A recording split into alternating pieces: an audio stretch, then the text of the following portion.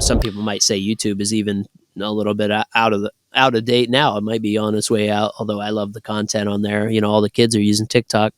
But it's just one of those things where you got to put all your eggs in different baskets, because you don't want to see it all crash down before your eyes. Just one minute you're on top of the world thinking, oh, this is going to last forever. I'm a YouTube star. And then the next minute you're, oh, wait, nobody watches these anymore. What do you mean? Yeah. Where did my ad revenue go? Where did my ad revenue go? That's my catchphrase. Hey guys, welcome to another episode of Blitz Growth. Super excited to have you listening in today. Don't forget to subscribe and let us know what you love and hate about all of the interviews we're doing. Hopefully you're going to love this one. I think you're going to get a bit of a kick out of it. Today we have Anthony, who has been turning his love of music into the brand GemsOnVHS. He's been able to create content and also grow a YouTube channel with millions and millions of views, supporting small artists and songwriters, all through his paid membership. So we're going to dive into a lot of this, and it's going to be super interesting on how he's built this company, or how he's built this business. And we're going to kind of go over how he creatively made so many different services and divisions within GemsOnVHS. So Anthony, thank you so much for joining. Jack, what's up, big dog? We're out here. What's going on? I was going to say, I love the background, man. It's very, very impressive. I try to live a Zen lifestyle, and I moved out of the city and bought a house in the middle of nowhere, and that's a big boss move, because now I can work from home and work amongst the trees. I was going to say, it's unbelievable that your audio sounds so good. Well, I hope it does, because I'm an audio video professional, so I can't be out here showing people amateur hour.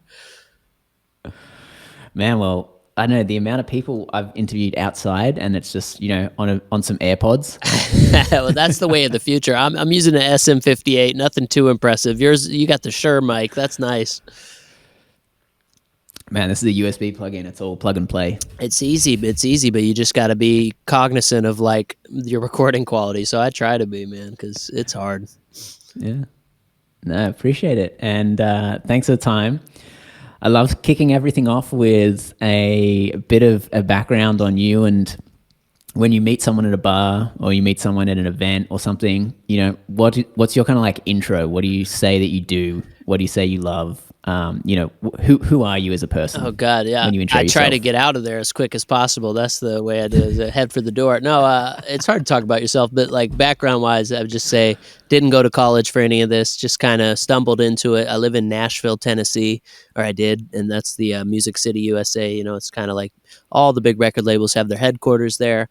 All the touring musicians live there because it's a great place to tour out of and get work. And then all their kids play music after they settle down there. So it's just a place that you're surrounded by music, and I kind of stumbled into music. I stumbled into video, and ended up really being a big fan of people like Alan Lomax and LeBlogitech, and these like session videos of the early 2000s on YouTube in the Wild West days of YouTube, and just kind of followed that archetype and went around doing what was easy, which was finding great musicians to put a spotlight on. So that's kind of my background of how I got into the business. And one thing led to another, snowballed. I ended up doing a lot of video production for a living, because people would see the videos and I was doing for free and be like, hey, I'd love for you to do this. How much do you want? And I'd be like, oh, I can make money doing this. So, it just started out as something I did for free, and this ended up being something that luckily, I got to do for a living. And here we are. Nice. That's awesome. Well, I did want to. Do you usually call it Gems, or do you still call it Gems on VHS? Oh well, that's the name you use for that's it. the shorthand Gems. Yeah, either one will work. It's funny. People ask me. I kind of retrospectively had to give the name more meaning than it had when I was 19, because it just kind of came up with it. Nowadays, I tell people, it's like Gems, like the best stuff, and then it's on VHS, which were like the first time you could bring home video recordings. So it was in an easy format. So it's just like we're bringing those gems straight to your living room on YouTube, straight from their living room. So it's just the same vibe. I love it. That's pretty insightful at 19. Yeah, then I just thought it was a cool name. Names don't matter. I tell people that all the time. Like, I don't, that people think so much about what their brand name is going to be, what their band name is going to be, and I'm like, there's so much more important things that you can do with that time than think about the name. Like everybody's got a name. Yeah. Nobody cares. Like just go. Yeah. Yeah, no, fair enough. And then, for Gems, give us a run through, because it started out with you kind of just loving music, loving creating content, and it kind of snowballed from there, from what I can see. Hmm. Um, and like, what has it really snowballed into these days? So I know you do kind of like, live event recordings, you do random stuff for your own recordings, and then you do, a Patreon, then you sell some merch here and there, Yeah, and you do you're services very for. perceptive. You see it all. A lot of people stop on it's like an onion, the more you peel back, the more you can see me out here scrambling with different ventures trying to like make it work. But that's the way you got to be when you're, trying to make a business sustainable. It's just like constantly trying out new things and seeing what sticks and throwing spaghetti at the wall. But it definitely started as just like a YouTube channel that wasn't making any money, obviously, because that's really hard at first. And it eventually like led to me doing video production, period, for anybody. So the Gems videos were just kind of like a hobby, and I was doing Gems on VHS as a business for all kinds of different ventures, like filming a wedding as Gems on VHS. Like, it didn't matter. I was just out there doing work, getting paid.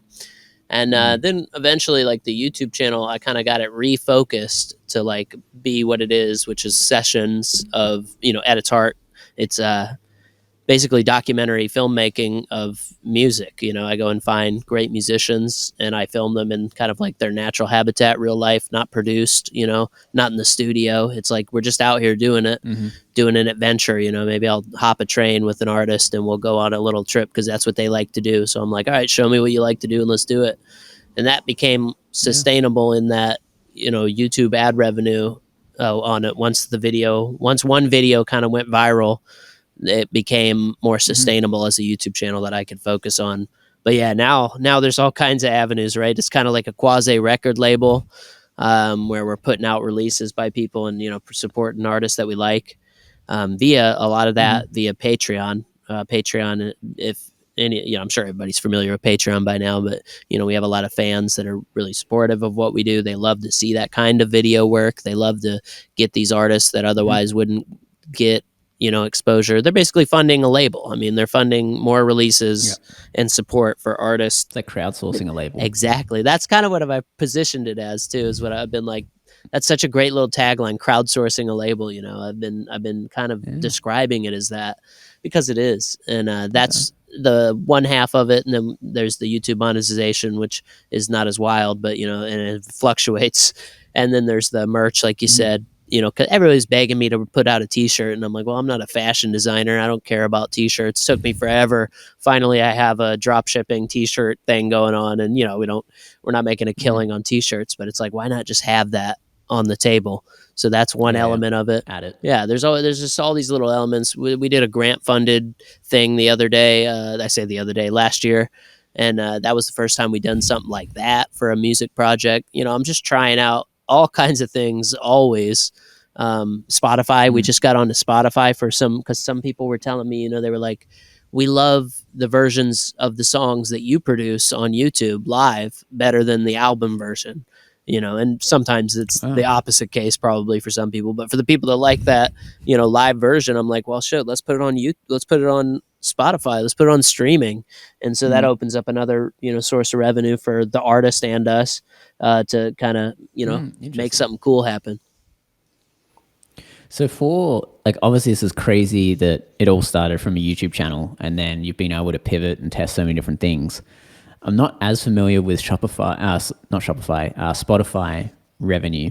So is that just, how does that work? Is that just a percentage of the listens equals a certain payout or something? How do artists monetize on Spotify? Yeah, you got it right. That's it. You just take a certain amount of spins and you get paid, and it's 0.3 pennies, kind of ratio, but it pays. And so we're just trying to build it out slowly, and once you have a catalog on there, everybody can make a little bit more money, and it's just the future. I mean, that's what everybody's using, streaming and Spotify and whatnot now, so it's like, why not be on there?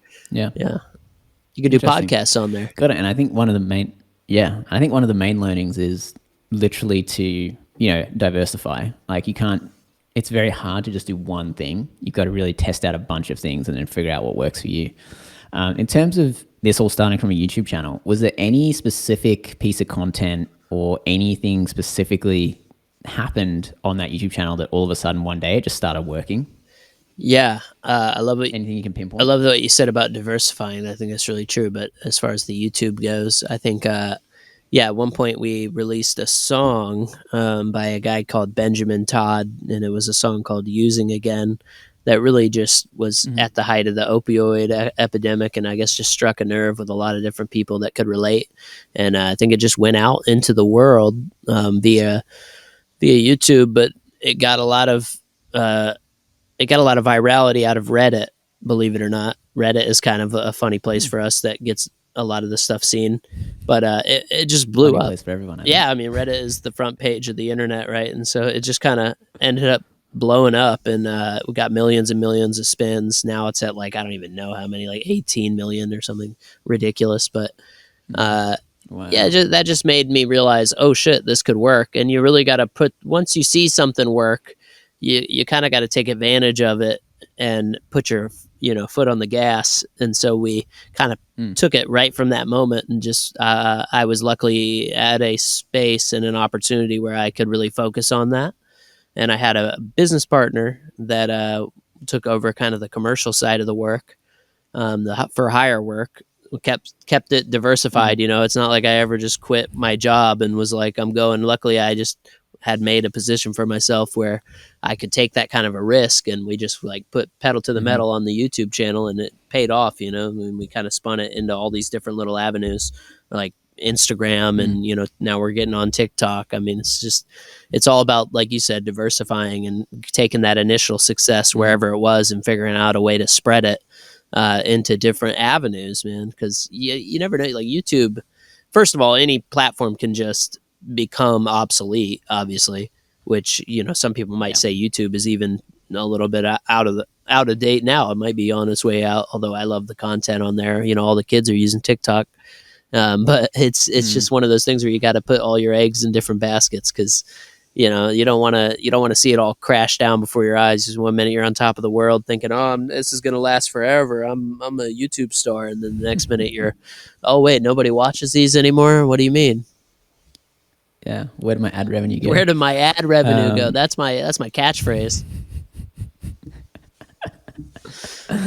no, that's awesome. And then, like, from when you started producing content on YouTube, how long did it kind of take you to hit that, viral video? Because some people it's instant, other people it takes, 100 videos. Yeah, no. Luckily, our mission on the channel, it really is a lot of it about perseverance and just keeping going. If you know that you have a good product, which I knew that great musicians playing their songs, each one doesn't hit, but the ones that do, they hit big. It's a good product, and I love music. Luckily, I'm passionate about all of that stuff. I'm passionate about songwriters. I'm passionate about folk music and the history of it. And Mm. I had a great archetype in front of me in the form of like Alan Lomax and these field recorders of American history, who would go around recording music across the country in the past. So I was like, okay, I'm just going to follow this guideline. And it took about 8 years before, like maybe 8 or 6, I can't remember, somewhere in there. And it took a little while before anything went super viral, and I just had always had it on the back burner as something that I like did for the love. I'd get musicians would hit me up, and if Mm. I liked them, I'd be like, all right, I'm gonna put it on my channel. And it really is perseverance. If it doesn't succeed at first, always pivot and be trying new things. But luckily, I was doing the same thing for a long time with the channel. I don't know. I think part of that played a part in the Mm. success. We were there. We were Yeah. there. We just wrote it out. Yeah. So how many years or how many videos do you think it took before, you started seeing some revenue from, the ad, I think it's the ad earnings. Yeah, we didn't actually monetize the videos at first because it was complicated. And if you're not Mm. making a lot from a small amount of views, then there's really not a point in even setting it up. But after we got the Mm. one started blowing up, we were like, all right, let's put ads on this. And I was like, oh shit, it's working. So like we Mm. split that with Ben, and that was a great success. And it just ended up Nice. working out from there. Yeah, and now we have the channel monetized, and it works all right.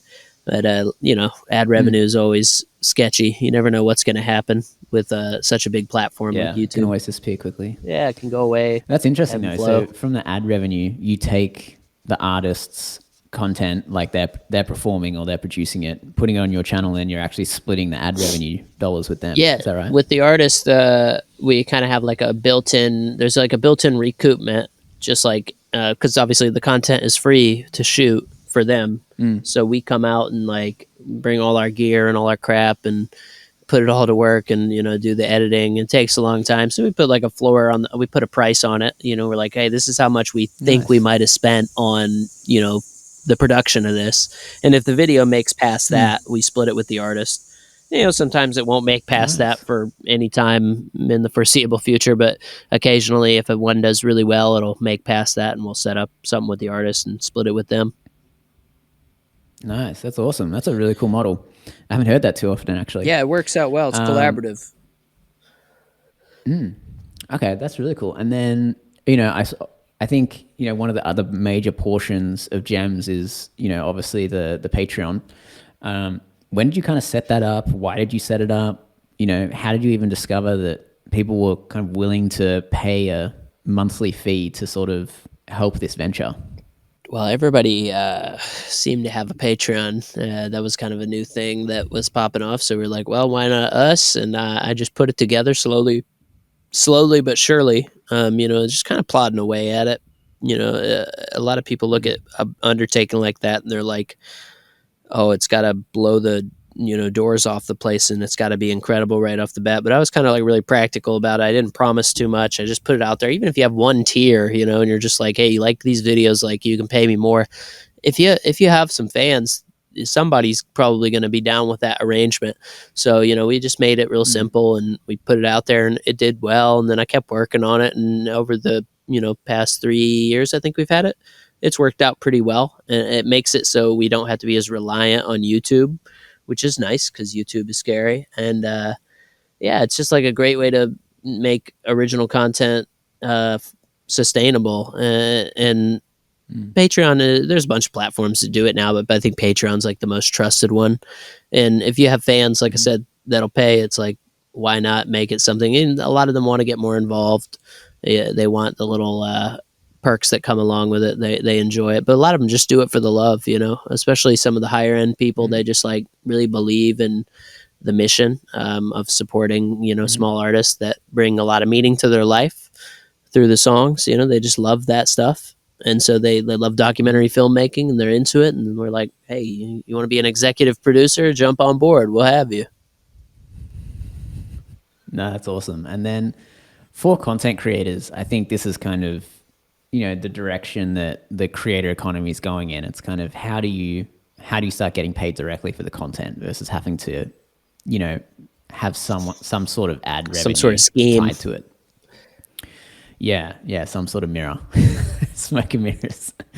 But yeah, so for the content creators out there, like, do you have any tips or advice on like what you should and shouldn't do on Patreon? Don't overcommit. It's like a Kickstarter. Don't make it so that the stuff that you're offering on Patreon ends up making more work for you in a way that you can't sustain. It'll just be like an endless loop. Make it stuff that you got to get creative. It really is a creative process on Patreon. You want to give people things that like you're already doing, but you're not giving to anybody. Like for us, it's like one of the easiest things to put out there was the early releases of the videos we're already going to release. It's like, hey, you want this? Of course I have it done already. I just haven't put it on a release schedule. So that's like one of the things, early release, behind the scenes footage and stuff. Exclusive access to like asking me anything they want to know. It's like, why not give them that kind of like extra step? We do a lot of ticket giveaways. I found that to be an easy one because the artists love to have us help them promote their shows on our platforms that we've built. They can only get a ticket, or they can only win if they're in your Patreon. Yeah, we do. We just do giveaways on Patreon. Be like, hey, anybody in California want 2 tickets to this band's show? and the artists are happy, booking Mm, agents are happy to give us that, because then, maybe we do a shout out for the band on our Instagram that has 50,000 followers. It's like, hey, check this out. And we're happy to, it just was a win-win-win, because we're happy to do that. mm, So just offering up nice. easy services, things that aren't going to bog you down. That would be my best advice, and getting creative with the implementation. People want to join a club, they want it to be like a fun place to interact with other fans, and, just create a sense of Mm. community. Yeah, that exclusivity as well. It's like something that they can get that nobody else can get. I think people really like. Absolutely, and I always invite my patrons to come meet us in Nashville when if they ever come to town. We have a little office room, and I'm like, yeah, if you're in town, like, come say hey, and they get a Nice. big kick out of that, man. They love coming in and seeing all the stuff and the equipment and the computers and meeting me. It's just like, yeah, why not? Like, I look at it as a big family, man. They're all awesome people that join up. Yeah. I hate talking about this, but obviously NFTs are all the craze in the content creator economy. Have you ever looked at that as a avenue for gems? Are you kind of looking to see? I think the most interesting thing is the royalties tracking on it. But have you ever thought or done anything in the NFT space at all with all these artists? uh, the underlying technology is probably pretty cool, and maybe somewhere down the line it'll become obvious what to do with it. At the moment, I just kind of look at it like a giant Ponzi scheme. Like, I'm not trying to rip off any of the fans. I know I'm going to get in trouble probably from some listeners that are very angry. Send all your hate mail to me, not to Jack. But I love hate mail. yeah, Send it. send it along. And no, the technology's cool. But I haven't looked into doing anything with it yet, just because it's too volatile. It's too, Yeah. the pricing is too question mark. Like, what am I going to offer people? Maybe one day when we're all Yeah. in the Oculus Quest goggles and we're enjoying our 3D spaces in virtual reality. But at the moment, yeah, it's just, I'm barely even getting. It's hard enough for me to get on TikTok. Like, I don't use it personally as a 30-year-old man, Yeah. but I need to, and I realize that it's become a practical space because that's where the attention is. So it's one thing at a time, and Yeah. uh, yeah, I'm not on it yet. Yeah. Unfortunately, TikTok did get popular. It would have been great if it kind of just like Yeah. peaked and then died away, but unfortunately, it's Well, they gotten a bit tried and too tried popular. again, didn't they? Because at first it was that other site, Vine, and then it turned into Yeah, TikTok's. they should have kept Vine. Yeah, Vine was cool, right? I like limitations. The TikTok is too like wide open. It's really interesting as a content creator too, trying to like, I've seen. I'm not even old. I'm 30, but I've seen it go from YouTube to now the evolution. Just so the sea has changed so much, now from YouTube to Mm, Instagram to TikTok. The content on there is just so different, and I'm really trying to wrap my head around like how to make TikToks now, because like you kind of have to, and it's a different vibe yeah, altogether compared to something like YouTube that I'm used to, a little longer form, and I have to kind of imagine, okay, how do I take my content and how do I adapt it to this new platform, and then how do I monetize that? That's mm, literally the questions that I'm asking myself right now. I don't have exact answers, but like that is the journey, isn't it? Like that's where I'm at with it, because I yeah, have to, because the time has changed. yeah. Well, I think it's kind of tough because it's getting to the point where content creators have to be so good at creating content, and they have to create so much content. It's kind of really hard to imagine doing that without getting paid for it. That Like is it. for someone starting out, you got to do like YouTube, Instagram, TikTok. All of these are like not the same content. So Yeah. you're filming different content for each platform now. It's like, and also the quality or the effort that goes into a TikTok now is so high for like a 6 second video. Yeah, that is all really interesting stuff to me that I'm studying right now. I think it really is a race to the bottom. It's like you said, like their business model is to not pay for all this content. And so it's really tough to imagine. But I'm trying not to be like the old fuddy-duddy who's just like, against all change. Change is bad. Yeah, you have to be open to adapting, and it really has opened the market to like everybody, literally anybody with a cell phone. I was looking at the different editing you can do on a cell phone now, and it's like crazy, like After Effects level shit that you Mm, can do on these phones, and every kid is going to be able to do that, in their pajamas in bed, and it's such a yeah. wide field now. It's really opened it up, and so that's cool on one hand. On the other hand, the hater in me a lot of times is like, man, this content is really dumb. Like, I never feel enriched, and I never remember what I watched There's no value after add. the hours and hours of Yeah. scrolling. You're just kind of like, it's like my parents watching reality TV when I was a kid. It's just like brainless. It's the lowest common denominator content. Now, there's great stuff out there, though. You got to balance it Mm, out. Like, there's lots of shit, but there's great stuff out there, mm, and I got to be one of the people who adapts my content that I think is great. Some people think is great. I have to be able to adapt it to that platform and, you know, quote unquote mm, compete, but it's not really a competition. I also have to trust that whatever I want to make, that's the thing I would say for a lot of creators is like, just trust that, if you have a vision for something and you want to create it and you want to do a good job, don't worry about uh, you know, posting every day. Don't worry about all this other shit. mm. Focus first on the content that you want to make and making it well. Because that'll pay off in the end. It always has, and it always will. You might not be like the best TikToker in the world, or you might not get the most views every time, but it's like if you really stay at it and you focus on your craft and you make it well, I still have Mm, faith that is what counts the most. If not the most, that yeah. can get you by.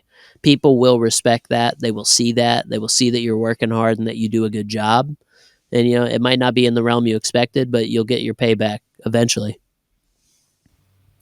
Yeah, I think out of everybody we've interviewed, the main common thing seems to be consistency, Hmm. like just creating good content week after week and sticking to it. Because I think a lot of the people who get started on some of these platforms think they're going to go viral like the first week they're on there, Yeah.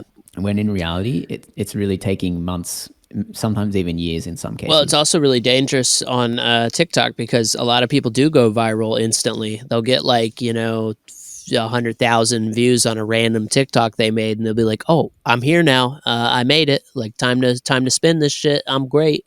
Next one they post gets 1,000. You know what I mean? And TikTok is just built like that. Yeah. It's not, and Instagram Reels is going the same direction. No longer do your followers see, people don't just follow you and see what you post. Like, it's all Mm, algorithmically, fed to the consumer. mm-hmm. So, that you might get one thing that goes viral and then, you can't follow it up. And that could be really discouraging. So it's just like Yeah. consistency, like you said, like all the people have said, that really is the key. I mean, you gotta know that Mm, everything ebbs and flows. Even the YouTube channel right now, like a lot of people ended up doing kind of a similar thing to what we do. They pretty much took the formula and copied it, and I 100% support that. That's what I did, just with mm-hmm. vaguer material that people weren't aware of. I might have been like the first, but I definitely wasn't the first, if you know what I mean. So like, Mm-hmm. I'm not mad about Everything's it, an adaptation. but Yeah. it definitely is bitten into the views. And so right now, we're not at the peak where we were. We're somewhere in the Mm, middle. And I'm like, I'm cool with that because you got to realize that life is, ebbing and flowing. You're going to have your 15 minutes on whatever platform, whatever content you make might get seen by a lot of people. If you're a musician, it might get seen by a lot of people. If you're somebody selling something, you might sell a shit ton one month, but one year you might be on fire. The next year you just got to be consistent. You can't like let that discourage you. Oh shit, we everything went low, so now I'm gonna get super depressed and freak out and just like just melt down. No, I'm just gonna ride it and realize that like life's a journey. Like I said, I got the background right. yeah. I'm trying to maintain that zen, man. Like it's really a journey, not a destination. It's working. It looks good. It helps Looks me. good on you. Yeah. You're even blending in with the I shirt. know. I You was just hoping like you wouldn't be almost able don't to want to be see me. seen. That's what I put on the camo so I could blend into the background.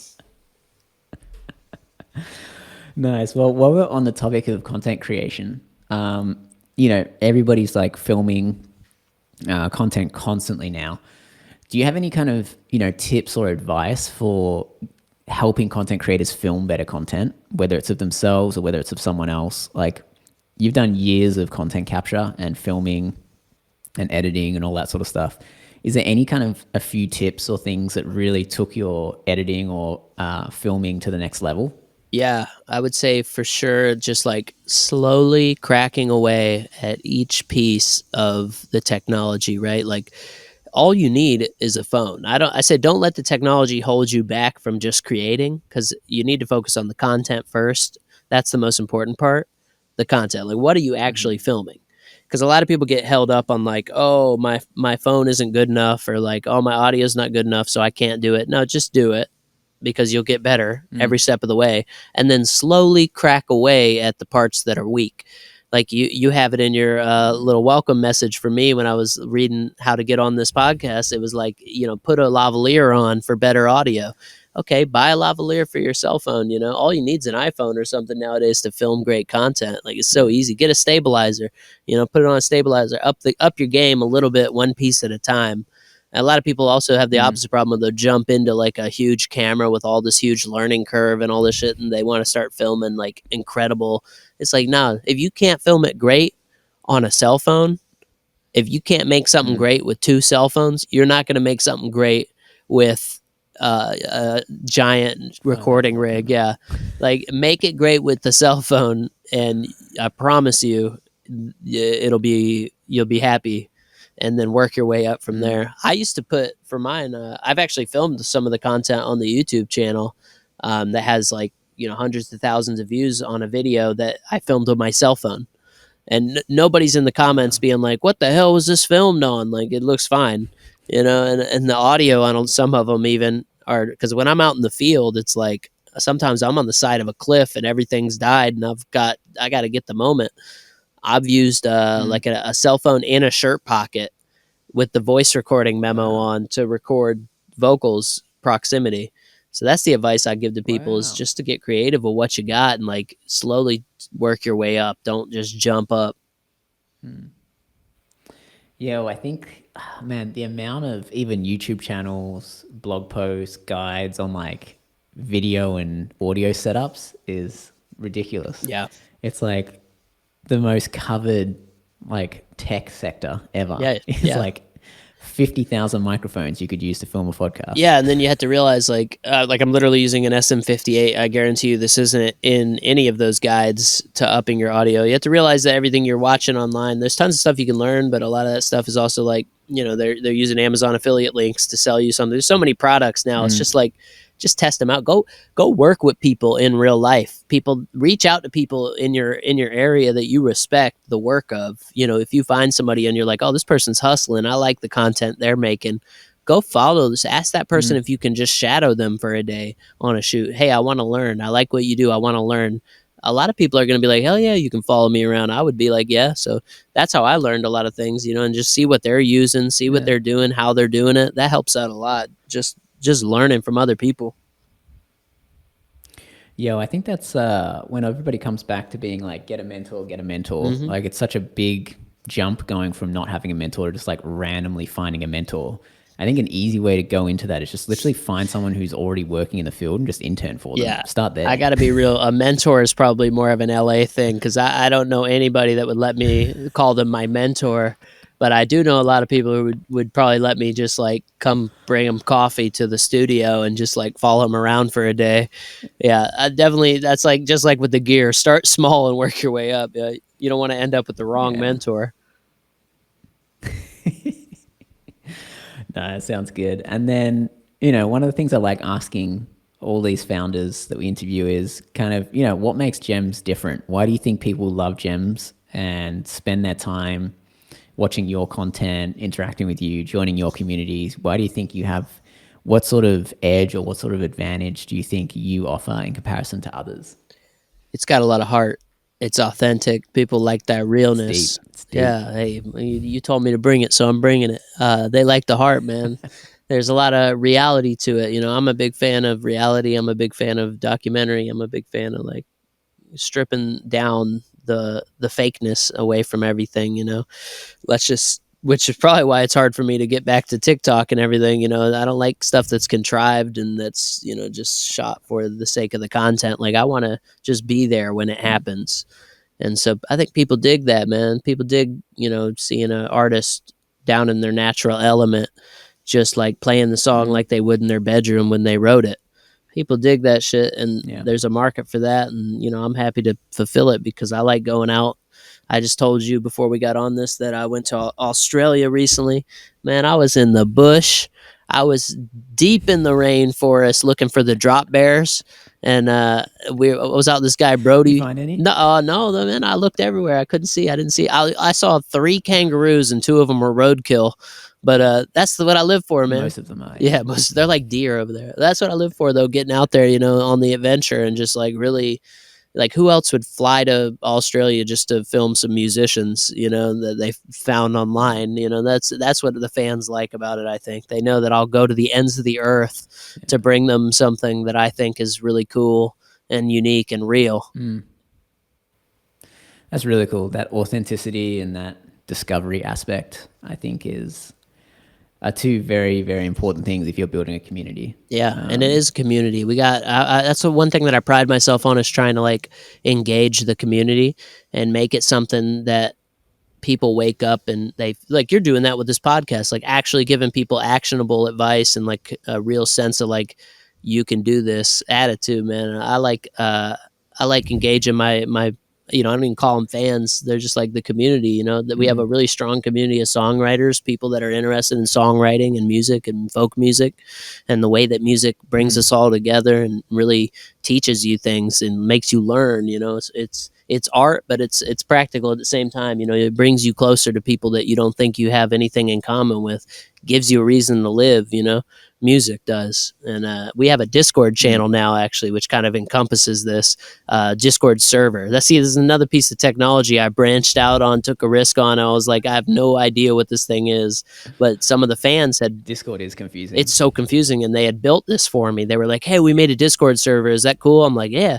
And I started getting into it. I had no idea how to work it. I didn't know what it was. I was like, what is this? Now I'm on there all the time. There's like a big group of solid, songwriters on there who are all exchanging advice and stuff. We do little songwriter nights, and it's just about that communication. That community is so fun, and now I have them there. Like, I'm not worried about losing them to, some algorithm that feeds them different content. Like, I'm with them every day. We built our own little community, and now we're in there. So that's hard. Yeah. That's hard to like really get people around something that you're building, but that's important. Yeah. Yeah. Well, a good learning from that, I think, is also to focus on, 5 or 10 people to, be your community before you think about hundreds or thousands of people. Just focus on, 5 or 10 people joining a Discord, joining a Patreon, joining a Facebook group, whatever you're doing as a content creator. Just, get 5 people you're talking to weekly in your community. We talk about that in music a lot. In music, there's a really good philosophy where it's like, I'd rather have 10 fans that will actually come out to the show than 100,000 streams on something that gets forgotten tomorrow. So it is important to like focus on the people who actually care about what you're doing. Don't be afraid to comment back and to chat with them. Don't look at them as like faceless masses of people. Be like, who's on here every day? A lot of the people that I work with, Silva Dakota, a guy that now does a post for us every Sunday that people love about folk music history, is just a guy that I saw online that would interact with a lot of our stuff. And I kind of recognized his strengths, and I was like, man, this guy likes the community. Let's get him more involved, So now I just brought him into the fold, and, now he works with us and does all kinds of cool stuff. And I'm like, that was just from me recognizing him as a member of the community that, enjoyed what we were doing. It's important to really shine a spotlight on those people that are a fan of what you're doing. Yeah, I like that. Getting them involved as well also kind of helps add a little bit more character to your community too. If you have like some super fans in there or some people who are really engaged, getting them to have some sort of little ownership of something, like a post. That's really a little ownership in what you're doing. Yeah. What's your end goal for Gems? We're going to start kind of like wrapping it up because I know people can only listen for about a minute, and we're about 37 minutes past that. Yeah, but put this on TikTok. I dare you. But what's your kind of like end vision for Gems? Like, where do you want to get it to? Well, if I can continue being able to feed myself doing music related stuff that I love, going on a little adventure. I'm going to Ireland all of October. I just want to get out there and keep Nice. meeting people, and keep expanding people's horizons and showing them what's out there. I think that's the goal, and build a stronger community, have a bunch of people, I guess the end goal would be like 200 years from now, they're looking back to see what the 21st century was like. They're going to go, well, look at these recordings. The same way that I'm looking back at Alan Lomax's, recordings of, all these old blues players from Mississippi and stuff. I would love them to look back. Oh, what was going on back then at the opioid epidemic? What was the coolest song? And they look back at, Using Again, this song by Benjamin Todd, and they're like, okay, he pretty much summed it up. That makes sense. And then people are reading, our archivists of the future are reading the comments on YouTube, like, look what these people were saying, like I love for it to be set in stone in that way, some piece of historical value in the future. That's the far future. As far as the future for me, man, let's just keep hustling. Let's keep going on little adventures. Let's keep it profitable. Let's keep it sustainable. More Australia trips. I love Australia. I'm definitely coming back to Australia. So nice out there. I told him earlier, it's like if Texas was in England. That's the vibe. No, I like that summary. Okay, so Anthony, appreciate all the time, man. This has been awesome. Shared so much. I think is super valuable for all the content creators out there, all the music songwriters, even just the guys who are maybe even thinking of just getting started. But where can we find out more? Where can we find what you are doing? What's going on with Gems? Where can we kind of like track you down online? Well, you can find us on YouTube. That's still the best place. Gems on VHS on YouTube. Gems like diamonds on VHS. We're on Instagram. We're on TikTok. We have a soon to be. We're on there now, just not very well. We're on Instagram. That's a good place to connect with us. We're on Facebook. We got a little Facebook group too, talking about community. We got a group page where everybody just posts songs of them playing and what they're working on. We're all over the internet. You can find us pretty easy on Google and everything. That's where we live. Let me flip it back on you, Jack. What's the end goal for Blitz? What's going on here, man? What's the future looking like? Man, I think what I love doing is just hearing people's stories on how they turn a passion or a side hustle into their full-time gig. And I just want to keep discovering those people, keep talking to those people because, my background is, all the marketing side of things, all of the monetary side of things and SaaS companies and that sort of stuff. And it's actually way more fun talking to creators. Yeah, I love the curiosity. That's such a character trait that is so necessary for success, man. Just being curious, like, about other people.